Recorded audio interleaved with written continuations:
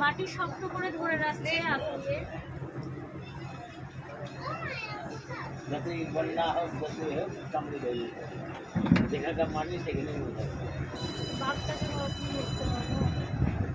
বাঘ আদৌ পাবো কিনা তারও দিককে আরো শক্ত করবে।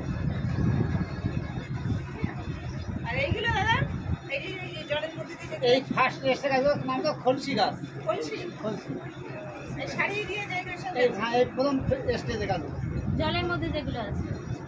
অনেক সময় গেস্টে বলে দাদা আর শুনে ঘুরতে গেলে সব মোটা মোটা কোনো হাইটের গাছ, এই গাছে কি গুরুত্ব আছে, কি রাখার দরকার, ঘুরতে কেটে বসতে পারা এগুলো খলসি আমি গাছ। বক্তব্য এই গাছের গুরুত্ব কি? খলসি বসে বসে বসে সব ঘুরতে কি জানেন, ঘুরতে কেন ভূমি ক্ষয় নষ্ট হয়। করতে কি আছে আমাদের লোকালিটি থেকে বিহার জঙ্গল ডিস্টেন্স নয় মাত্র 73 কিলোমিটার।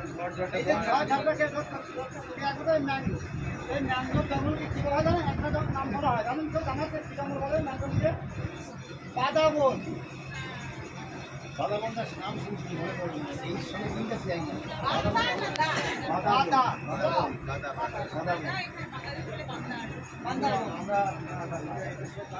কারণ কি বাদা বন কেন বলা হচ্ছে?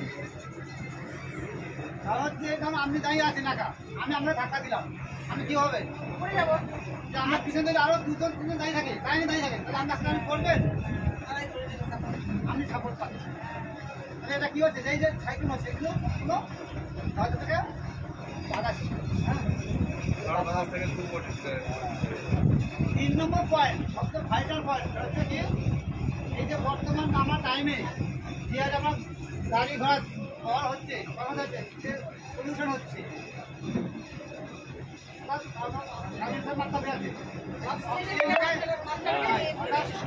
আমাদের ওয়েস্ট বেঙ্গলের